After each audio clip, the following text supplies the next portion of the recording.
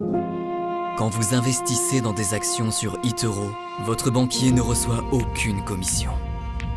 Mais ne vous inquiétez pas. Après un week-end de ski à Chamonix, un smoothie à la noix de coco et un massage à 4 mains, il finira par s'en remettre. Investissez dans des actions sans payer de commission avec eToro.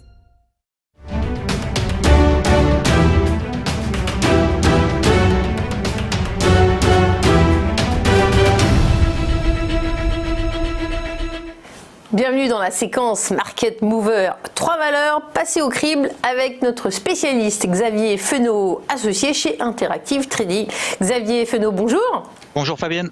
Alors, Disney est disponible depuis peu de temps en France sur Canal+, mais au niveau global, au niveau monde, le groupe a dû fermer pas mal de ses parcs. Ça a des répercussions chiffrées, n'est-ce pas ?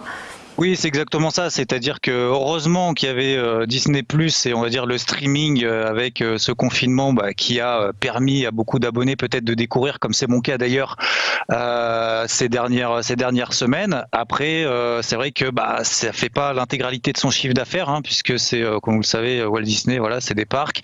C'est également beaucoup de publicité au travers de ces différents programmes et notamment sportifs. Et dans la mesure où les activités sportives a priori vont être quand même un peu compromises ces dernières semaines, du coup ça va fortement entacher ses revenus publicitaires. Donc la publication n'est pas terrible, mais le deuxième trimestre, peut-être qu'avec le déconfinement, voilà, une fois qu'on aura fait un peu le tour de ces programmes, peut-être que on va peut-être moins regarder, moins s'abonner, voire se désabonner, et alors même que les parcs vont être encore fermés. Donc du coup, le groupe en pâtit et risque d'en pâtir peut-être encore plus au deuxième trimestre. Du coup, ça nous a donné hier soir une publication, en tout cas une évolution des cours après bourse à moins 2%, donc c'est pas catastrophique non plus.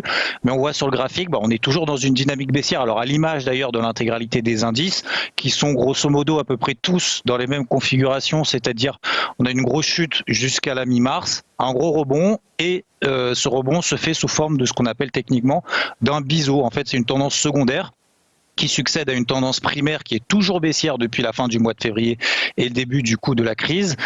Et là, on voit que l'action est en train de sortir de ce biseau qui présage du coup d'une poursuite de la tendance qui reste toujours baissière tant qu'on reste sous la MM50. C'est cette ligne rouge qui passe juste au-dessus des 103 $ à peu près. Donc là, Disney devrait ouvrir cet après-midi autour des 98 $. Je rappelle quand même que Disney fait partie de l'indice Dow Jones. Il y a 2 publications cette semaine, notamment Disney qui représente 3,5% de l'indice Dow Jones. Donc là, on voit également que cette zone des 99 $ correspond à un niveau de support qui n'avait pas été enfoncé depuis quasiment le début du mois d'avril.